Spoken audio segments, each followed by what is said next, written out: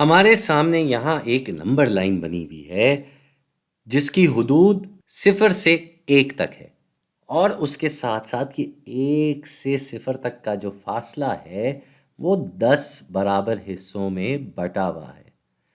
इस number line पर हम ये भी देख रहे हैं कि 2 बराबर हिस्सों पे 1/5 का निशान लगा हुआ है और 8वें हिस्से पर 8/10 लिखा हुआ है। और इसके साथ साथ हमसे ये भी पूछा जा रहा है कि अगर ये दो कसरें आपस में बराबर हो, एक तरफ 8/10 और दूसरी तरफ कोई अनजान नंबर है जिसके नीचे 5 है, तो हमें ये अनजान नंबर पता करना है। ठीक है जी, बहुत अच्छे। अब हम क्या कर सकते हैं, हम देख सकते हैं कि यहाँ पे 2 हिस्सों के बाद 1/5 आ रहा है, यानी कि हम 0 से 2 हिस्सों बाद आते हैं तो 1/5 आता है।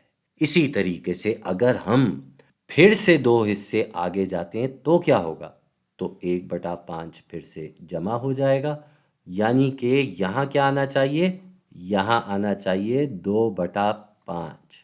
तो क्यों ना हम इसी तरीके से दो दो हिस्से आगे जाते रहते हैं, क्योंकि हमें पहुंचना है यहाँ पे। ये जो 8/10 लिखा है हमें यहाँ पहुंचना है, नीचे भी तो वही कसर लिखी हुई है, इसीलिए हम यहीं इसी तरीके से पहुंचते हैं। हम फिर से 2 हिस्से आगे बढ़ जाते हैं। अब हमारे पास क्या कसर आएगी, हमारे पास कसर आ जाएगी 3/5। वो क्यों, क्योंकि 2/5 से हम 1/5 आगे आ गए। 2 हिस्से आगे बढ़ने पर 1/5 बढ़ जाता है। तो क्यों ना हम फिर से 2 हिस्से आगे बढ़ जाएं।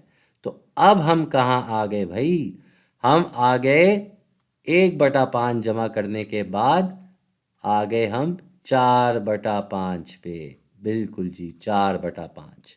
इसका क्या मतलब हुआ, इसका मतलब हुआ कि इस सवालिये निशान की जगह 4 आ जाएगा।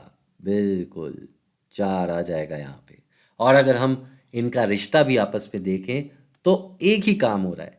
ये 5-10 बन गया, कैसे बन सकता है ये 5-10, ये 5-10 बन सकता है अगर 5 को 2 से ज़र्ब दिया जाए। तो 4 के साथ भी तो यही हो रहा है, 4 भी तो 2 से ज़र्ब होके 8 बन रहा है।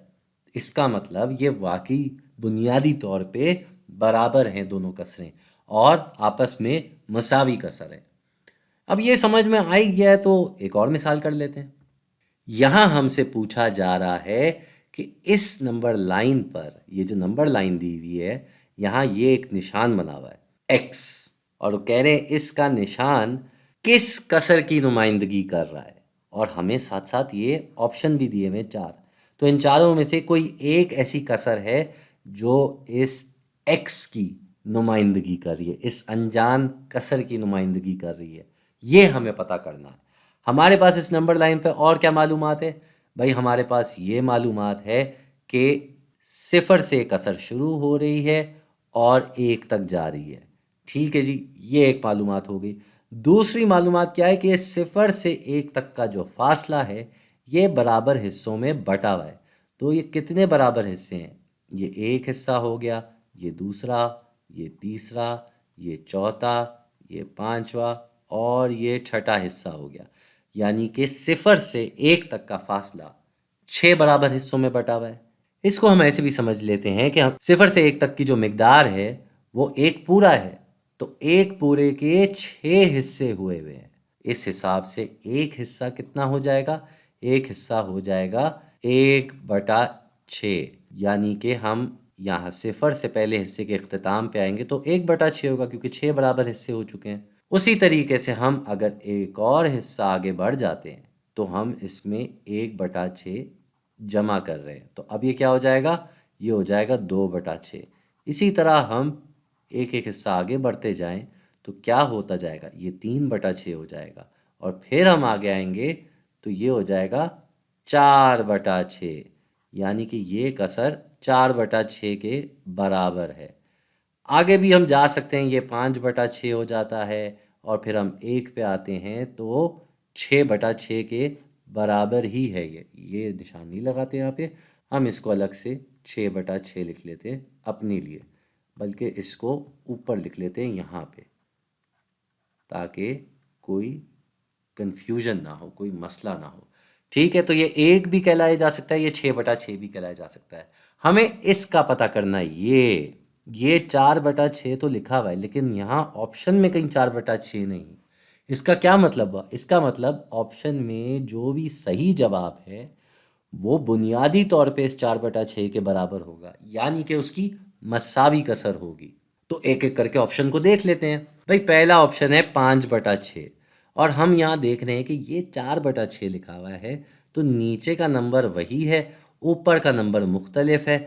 ऐसा हो नहीं सकता। मसावी कसर होने के लिए दोनों नंबर, ऊपर नीचे वाले दोनों नंबरों के साथ बराबर सुलूक होता है। और हम यहाँ ये भी देख रहे हैं कि इधर 5/6 पहले से मौजूद है, तो ये तो एक्स नहीं हुआ, ये ऑप्शन नहीं है। फिर है 4/5। अब 4/5 का वही मसला आ जाता है कि इधर 4/6 है, तो 4 और 4 दोनों कसरों में ऊपर वही नंबर है और नीचे का नंबर अलग हो गया। ऐसा नहीं होता मसावी कसर में, ये मुमकिन ही नहीं है। फिर ये भी नहीं होगा। ठीक है भाई, अब हम आ गए ऑप्शन पे। यहाँ दिया हुआ है 6/4।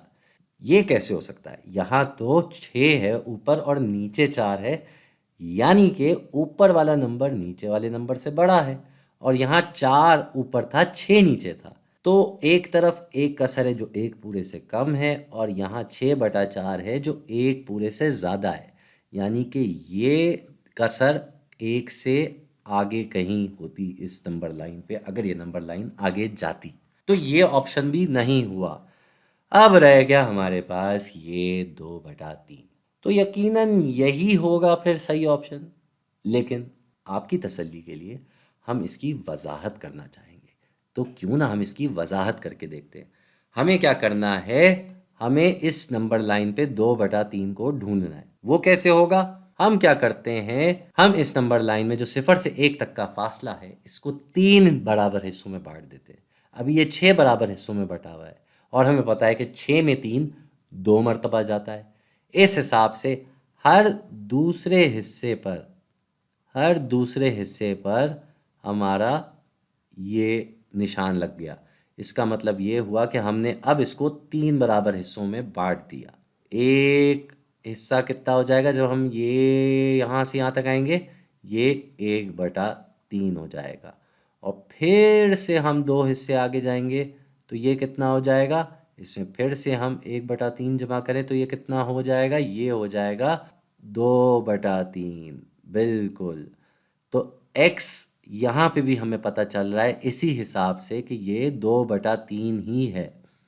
अगर मज़ीद 2 हिस्से हम आगे जाते तो 3/3 हो जाता, जो कि वही बात है जो 6/6 की थी या 1 की थी। तो 2/3 हमारा सही जवाब है।